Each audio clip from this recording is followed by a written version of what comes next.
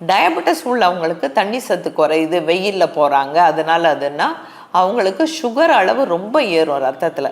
So அவங்களுக்கு வந்து drips கூட கொடுக்குற மாதிரி வரலாம். அதனால் அவங்க அடிக்கடி சுகர் செக் பண்ணிக்கணும், பிபி செக் பண்ணிக்கணும், தண்ணீர் போதுமான அளவு எடுத்துக்கணும்.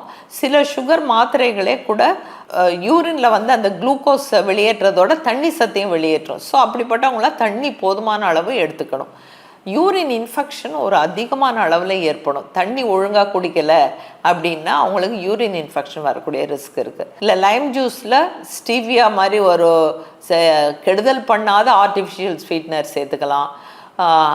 ரோஸ் மில்கில் வந்து ஸ்டீவியா போட்டு சாப்பிட்லாம். மாங்க் ஃப்ரூட்னு இருக்குது, அதோட பவுடர், அந்த மாதிரி கெடுதல் பண்ணாத ஒரு சுகர் சப்ஸ்டியூட் போட்டு எடுத்துக்கலாம். இதெல்லாம் வந்து முக்கியமான ஒன்று. நுங்கு, வாட்டர் மெலான், இந்த தர்பூஸ் அதெல்லாம் அதிகமான அளவில் சாப்பிடக்கூடாது.